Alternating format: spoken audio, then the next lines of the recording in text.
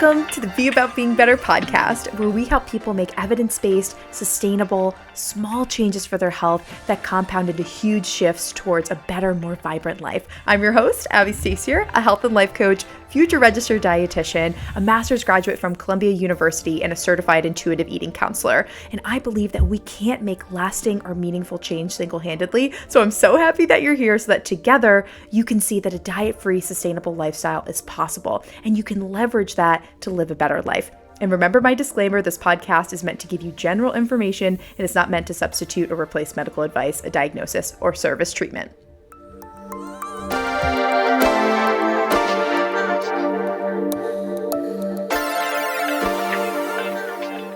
Hey y'all, welcome back to the Be About Being Better podcast. Today for episode 4, we're going to be talking about why keto is a no for me, dog.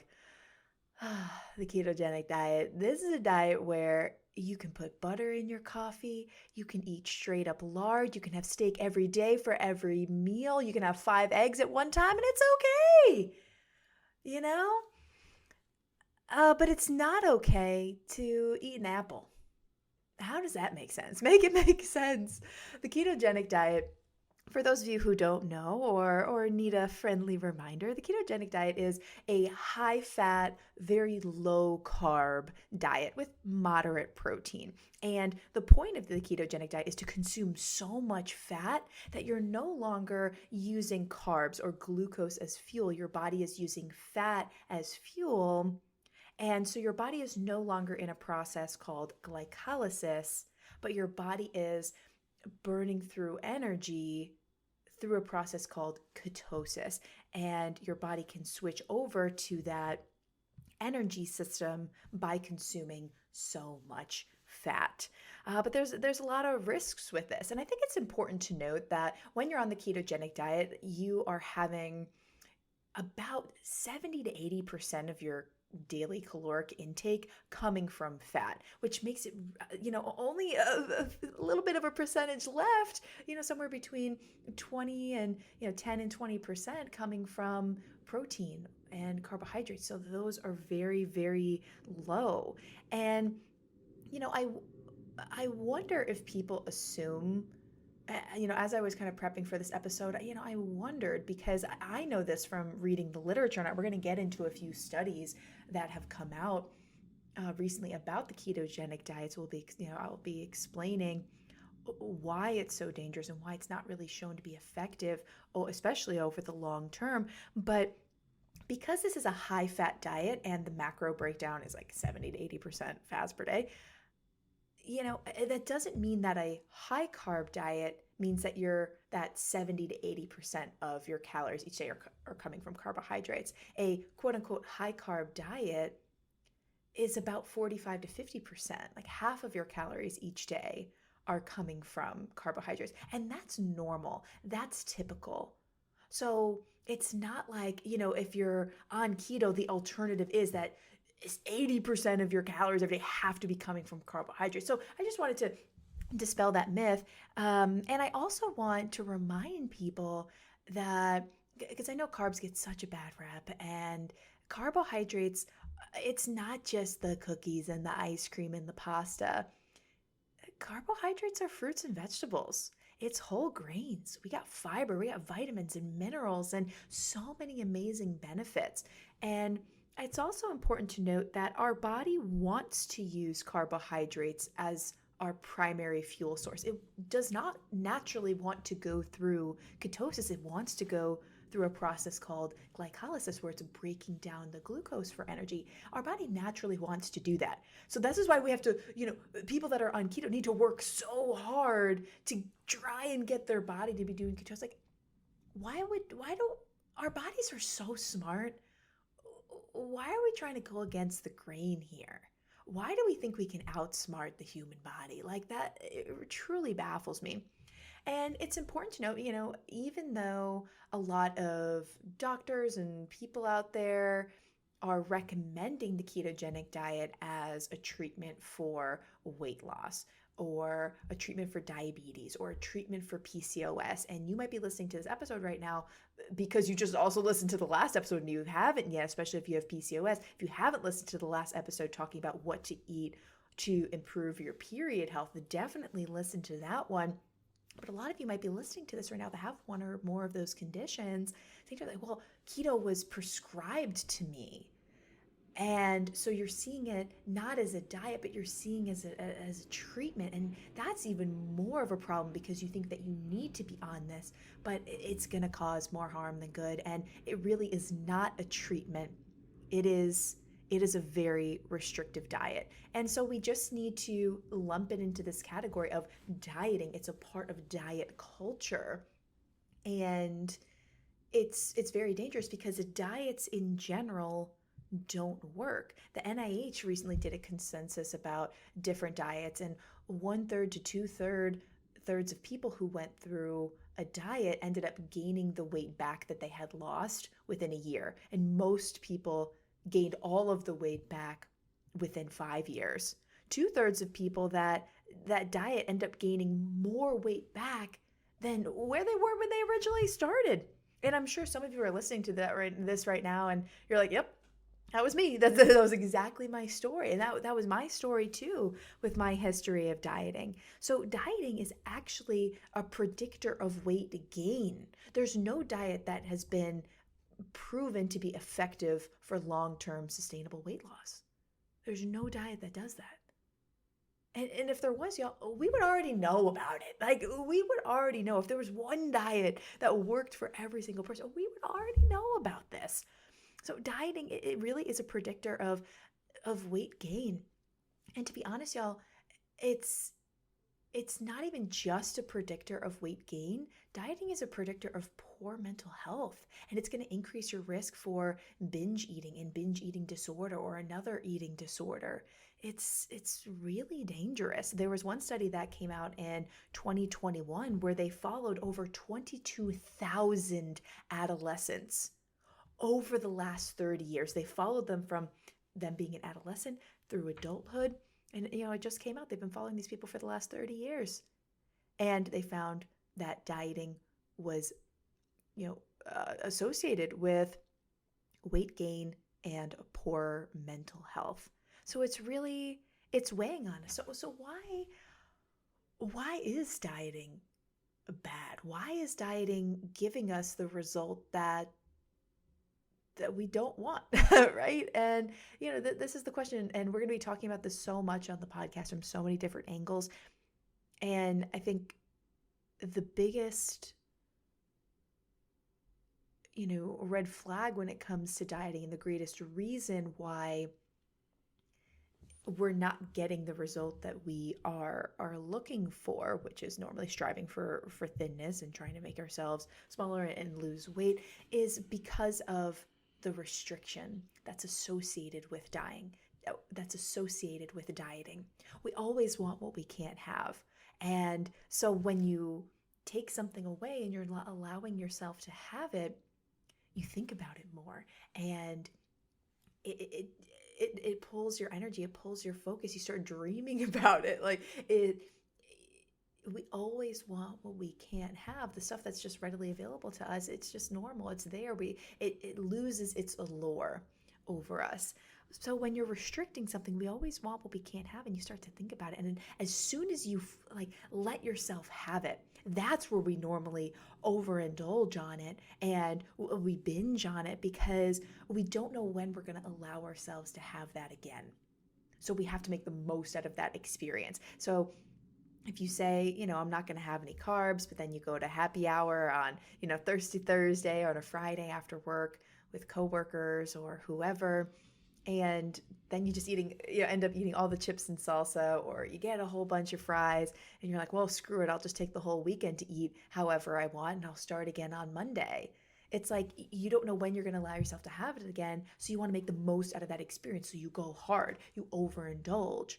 But then Monday rolls around, you wake up and you feel crappy and you feel guilty for what you ate. You feel shame. You feel disgusted with yourself. You feel disappointed. You're frustrated. And that's when you feel like, okay, I got to kick it in gear. I got to start all over again. I got to get quote unquote back on the wagon. And that's so dangerous because that's when you're going to keep restricting yourself. You're going to keep yourself on that hamster wheel of that restrict, binge, guilt cycle. And you're likely going to put your body through extremes. You're going to work out extra to work off the calories that you ate. You're going to work out even harder or longer at the gym to punish yourself or to make room for what you're going to eat later. You're going to keep restricting your calories to make up for how much you ate over the weekend and to lose weight or decrease bloating. And you're putting your body through extremes. So it's really, really dangerous. And in my opinion, like, it's just better to eat the cookie. Like, it is so much better for your mental health to eat the cookie or order the pasta dish or get the ice cream or have the chips and salsa. It's better for you to eat it and fully enjoy it and fully savor that experience and be really present with your food while you're eating than to restrict yourself and not be able to keep that up with willpower and discipline, because we only have limited amounts of willpower and discipline. So we end up overindulging in it, and then you feel crappy afterward, and then you need to restrict yourself, and then you end up putting your body through extremes. That is more dangerous physically, mentally, and emotionally than it is to actually eat the cookie. Like, one cookie, like, it's, or even like, one weekend out, like, that is not going to make or break your progress. That is not going to make or break your health. But by restricting yourself and kind of staying in this restrict, binge, guilt cycle, that is going to do so much more harm than any calories that cookie would, because it's affecting you mentally and emotionally and driving you to put your body through extremes. So that's why, dieting is really, really dangerous. So where keto comes in specifically, where it's even more dangerous, is, keto was never designed, it wasn't first designed for weight loss. Keto was designed, and when the research started on keto, it was for children with epilepsy, children with seizure disorders. So it's only been in the last 10 years or so where keto has been explored in the literature. Could this be, a remedy for weight loss? Could this be, could this be a weight loss solution? So, and you might be thinking, oh, 10 years is a long time. In the research world, it's really not. That is like a blink of an eye. It's really not that. So we haven't been researching it that long. It's still fairly new. And it wasn't really intended for weight loss. It was intended for children with epilepsy. Now, I got a comment on one of my TikToks that was like, let me actually read it.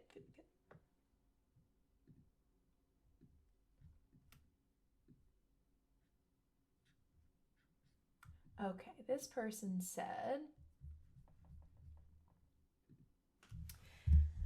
somebody's, because I was saying how, the keto diet was dangerous on TikTok, and they said, but why is that? Because Botox was originally for migraines, but now it's used for wrinkles. I'm not arguing with you. I just don't understand the hate on keto for weight loss.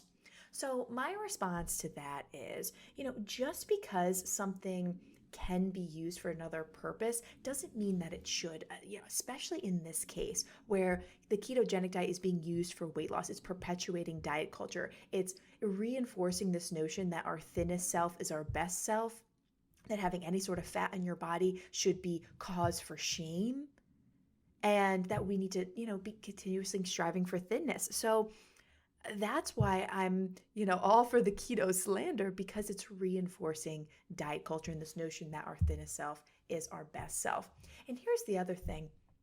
Just because something can be used for a different purpose doesn't mean that the research supports it as being an effective alternative.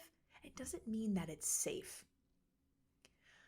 There are a lot of risks with the ketogenic diet, with having such low fruit and vegetable intake and low fiber intake. You can have a lot of constipation and digestive issues, gastrointestinal damage, nutrient deficiencies, kidney stones, changes with your blood pressure. A lot of people experience low blood pressure because their blood sugar is so low because they're not having enough carbohydrates. And you might be thinking, well, I have high blood pressure, wouldn't low blood pressure be better? And it's like, well, maybe, but when you have low blood pressure, that's not good either. I mean, you just get so dizzy and faint and you can pass out. It's not good. And because of the high fat intake, you're also having on the ketogenic diet a higher intake of saturated fat, which there has been so much literature done on saturated fat. Saturated fat is one of those things that we can say with a lot of confidence, this in high amounts, this is not healthy for us. It's directly correlated with heart disease, atherosclerosis. It's not good. Saturated fat is not good for us. So, in large amounts, in moderation, it's okay. So, we just need to, be cognizant. And the foods that are common with the ketogenic diet, they tend to be higher in saturated fat. So there are definitely risks. And when you're not controlling your ketones, when you're not getting, routine blood work or checking your urine consistently for your ketone levels when you're on the ketogenic diet, if they're too high and there's too many ketones in your blood, that can lead to ketoacidosis, which can put you in a coma or be fatal. So there are real risks to the ketogenic diet and just trying it out. But let's get into some of the literature. Y'all know that I'm so evidence-based, and I love the keto literature. I love and hate it because, with any scientific study, with any group of literature, there are strengths and limitations to what's in the literature. So Kevin Hall is an amazing nutrition researcher. I am obsessed with him and I love his work. And he did a great study on keto that came out in 2016. And he had two groups. He had a group of males that were on the ketogenic diet. I'm pretty sure the study was for about 4 weeks. So it was about a month study. And so they had one group on the keto diet, which is high fat, low carb. And then they had a high carb, low fat diet, which again, high carb is like about 45 to 50% carbs, not the same level of fat, because it was isocaloric. So both groups were consuming the same amount of calories, even though they had different macro distributions. And they found that the ketogenic diet did not support greater body fat loss in response to this isocaloric, same calorie ketogenic diet. So it didn't lead to greater body fat loss compared to just being on a higher carb diet. Rosenbaum and all, this was in 2019, so even more recent, they saw that people that were on the keto diet had higher total cholesterol, higher LDL, which is our, quote unquote, bad cholesterol, higher C-reactive protein, which is an inflammation marker in the body, after being on keto for 4 weeks versus, they were comparing a ketogenic group with a non-keto group. So, it really is messing with our cholesterol levels. It's messing with our fat levels in the body. It's increasing inflammation. It's not good. A lot of people say that when they're on keto and they go low carb, it's like their brain fog is lifted. They have all of this mental clarity and mental sharpness. But it's interesting when that has been demonstrated, when that's been tested in a scientific, controlled environment. Iacovides et al. Did a study about this in 2019. They found that keto wasn't actually better at improving mental performance. So this was interesting. So even though people claim to be sharper and more productive and have this mental clarity, it's not actually improving your mental performance. It's not actually cognitively making you feel better. So it's just interesting that in a controlled setting, they're finding the exact opposite. The one thing that I want to note is that all of these are short-term studies. And,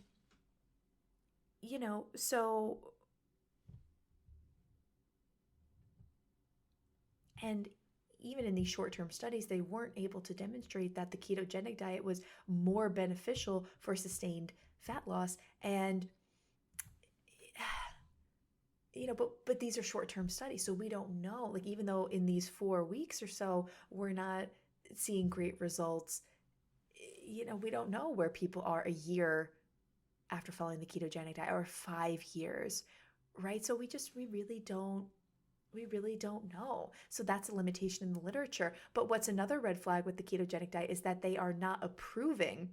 Like, whenever you submit a proposal for a scientific study, it has to go through a review board to see, is this study ethical? Is there cause for this study, or is it going to cause more harm? And there are review boards that are denying studies, longer term ketogenic diet studies, from being started and being researched because the ketogenic diet is inherently so restrictive and dangerous, and there are a lot of risks. So they're believing that there are just too many risks. We can't put subjects or study participants through this environment, through this diet.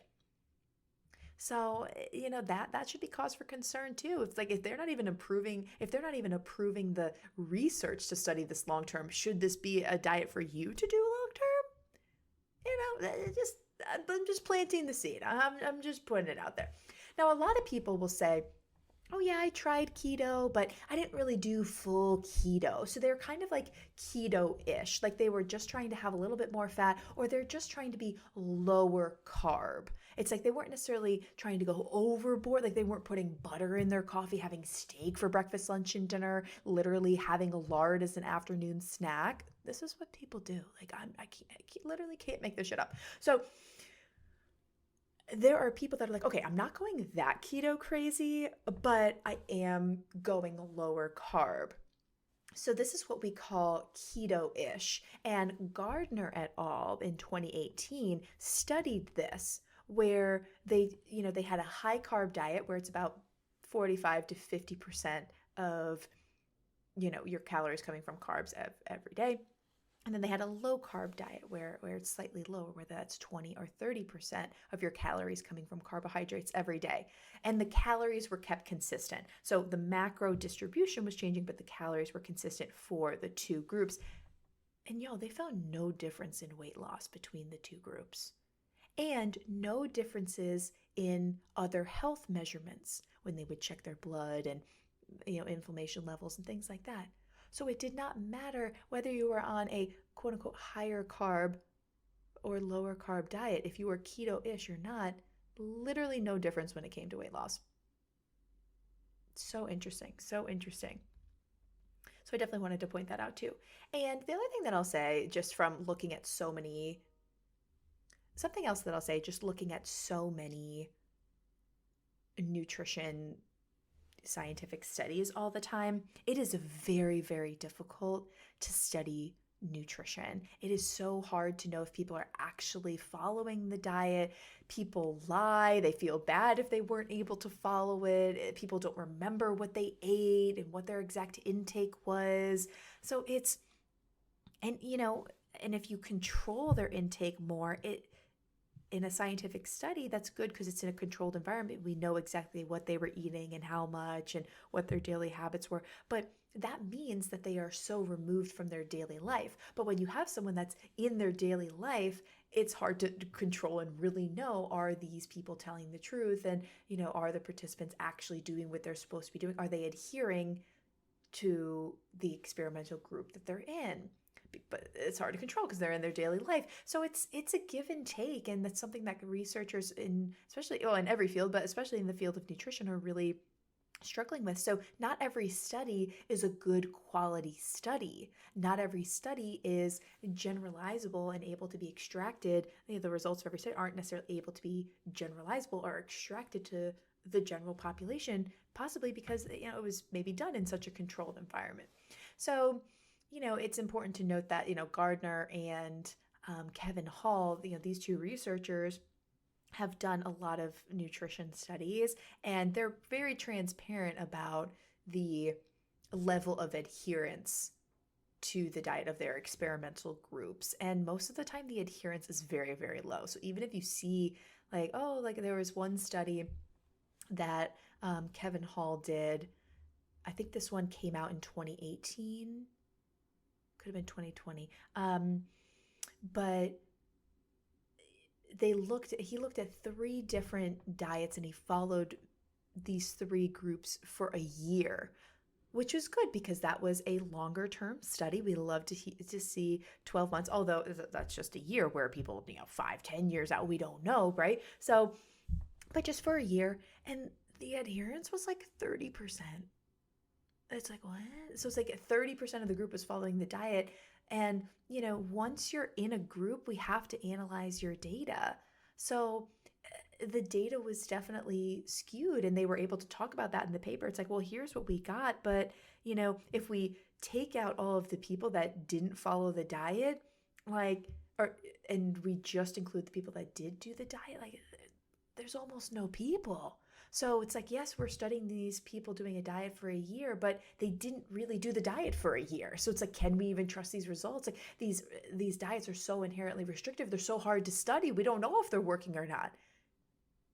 But I think that just goes to show that clearly they're not working if you can't even get people to do it for a year, right? So it's so funny to me. Like I'll have people say to me, they're like, oh yeah, I tried that diet, worked for a little bit, but it's not working for me now, or, I'll just go back to what was working for me before. And it's like, well, if it was working for you before, wouldn't you still be doing it? Like, there's clearly a reason that, like, is it really working if you're not still doing it? If it's not still working? That's just my thought. It's just a couple thoughts. A couple things I wanted to show y'all. I had a video on TikTok go viral recently about the keto diet, and here are some real life testimonials from people that were commenting their experience on the ketogenic diet on my TikTok. And it's just wild to see people's stories, because I could go on for days about why the keto diet is bad, why it's a no for me. But there's and all the research studies, but sometimes I think it's also nice to hear about real people that have been through the ketogenic diet and have tried it themselves and in their daily life, or kind of their own scientific study, versus just looking at studies that are in a more controlled environment. And here's what people had to say on my TikTok. This person said, I'm obese. I lost 125 pounds in keto, got an eating disorder from it, and then gained 100 back because of ravenous binging. Another person said, I did keto for 4 months, lost 40 pounds. I successfully kept 30 off, but while I was still on keto, I would almost pass out every time I stood up. And that concerns me so much, because it's like, oh, I lost the weight and I was able to keep some of it off, but I only almost passed out every time I stood up. It's like, what? Like, is that what... Is that worth it? And it's not this person's fault at all. It's diet culture, It's just really sad that the society that we live in. This other person said, I lost 50 pounds on it, gained 100 pounds. I lost 50 pounds on it, gained 100 back, then needed gastric bypass surgery, and even now I struggle mentally with eating fruits and vegetables because carbs. I did the keto diet and got results really quickly, but gained it all back. I don't think it's worth it. Another person said, keto gave me diverticulitis and now I have permanent gut damage. My dad and stepdad are on keto. He had a stroke a few months later. They're still on it. Oh, Lord have mercy. I dropped 75 pounds in 6 months, gained it all back, and developed an eating disorder. I'm a diabetic, which means the whole point is paying attention to my carbs, and I can eat more carbs than keto, and that should tell you something. Yeah, definitely tells us something. Oh, I did the keto diet and almost had to have my gallbladder taken out. Never again. Oh, poor thing. This other person said, my husband started having blackouts when he was doing keto with his parents after I told him it was unsafe. People keep telling him it's great though. Ugh. I lost a lot of weight on keto, but ended up with BED, binge eating disorder, because of the restrictions. My dad's been on this diet and intermittent fasting. Intermittent fasting is commonly done with keto. We can dive into that in another episode. But do I have thoughts on that? Woo! So make sure to subscribe to the podcast so you get notifications when we have new episodes on these things. All right. My dad's been on this diet and intermittent fasting, and he is a completely different person now. Irritable and angry and basically always hangry. Oh, that's so hard. Okay, this person said, which I thought this was interesting. There's also new studies coming out. Well, I don't know if this is exactly true, but we're going to, just read it out. There's also new studies coming out that people who did keto long term are now more sensitive to glucose, basically pre-diabetic afterwards. That's really interesting because they were restricting carbs for so long. So now that they're allowing carbs back into their life, now they're more sensitive. So now it's like the insulin that, we talked about this on previous episode, where you have so much glucose in your blood, insulin, your hormone goes into your bloodstream, takes the glucose out. It's like insulin can't be working fast enough to keep up with this, with the glucose load. That's really interesting. I believe that because in my personal experience, when I was dealing with all my gut health issues, which we will have multiple episodes on my gut health issues, I have been through the ringer. We're good now, but it took years to heal my gut. But for about a year and a half, I had to cut out foods that had a high level of FODMAPs in them.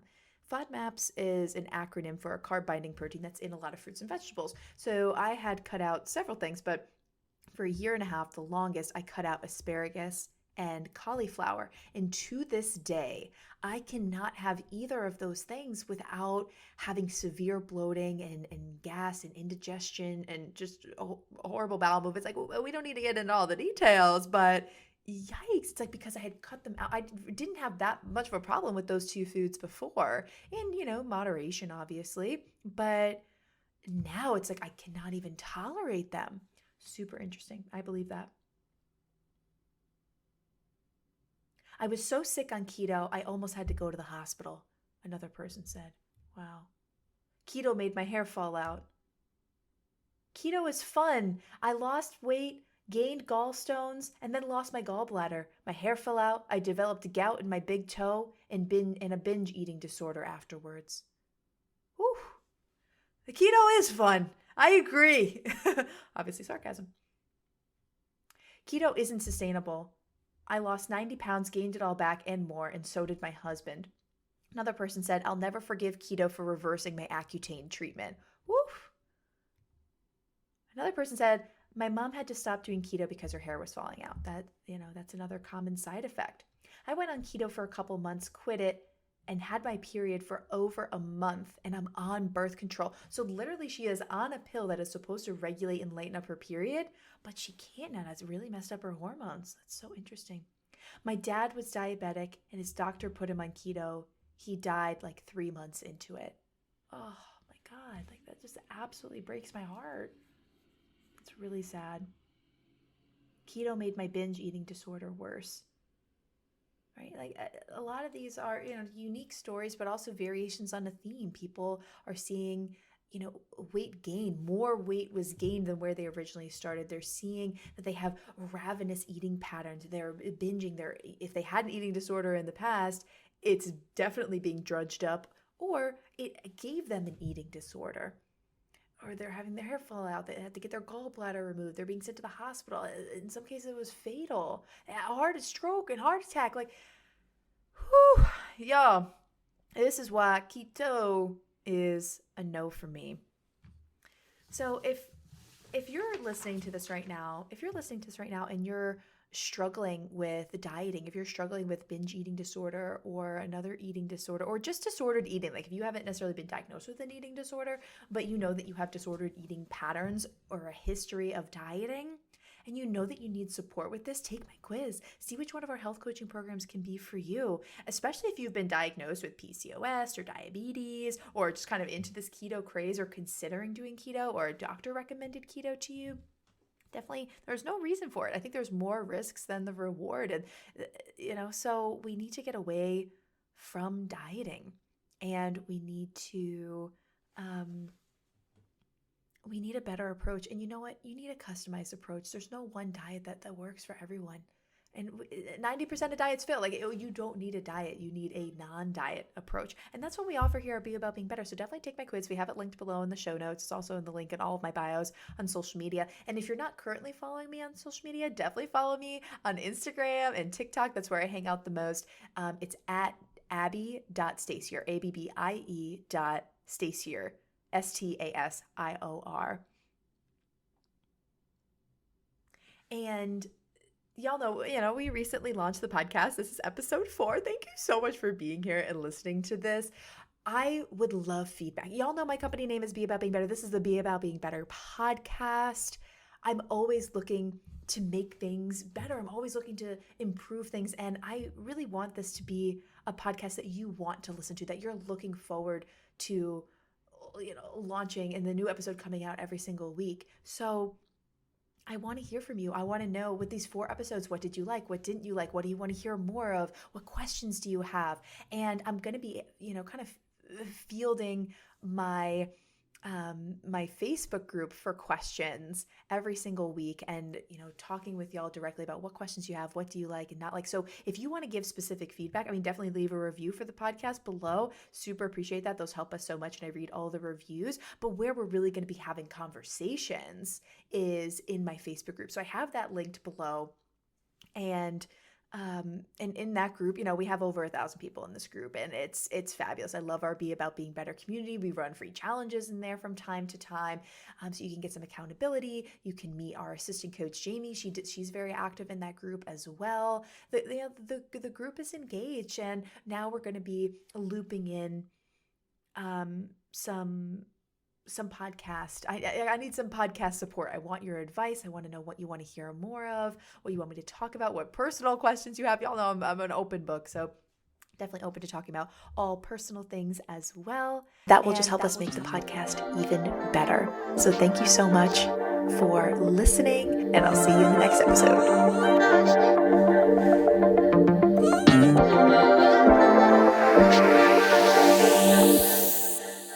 Hey y'all, thanks again for listening to the Be About Being Better podcast. I so appreciate you. If this episode made you laugh, smile, think about yourself or your life differently, in any way making your life better, I empower you to share the show with 3 people who, just like you, need to hear this message and have this type of transformation in their lives. I personally read all the reviews of the show and see the Instagram story shares, and it honestly gives me so much joy to see that our mission is making people's lives better. And the reviews really do help in increasing our impact. So thank you so much for taking the time to do that. If you need personalized support with anything discussed in today's episode, or need help creating a sustainable, diet-free lifestyle, take my quiz. It's linked below in the show notes, and that quiz will help you see which one of our coaching programs is right for you. Thank you so much again for listening, and here's to being about being better.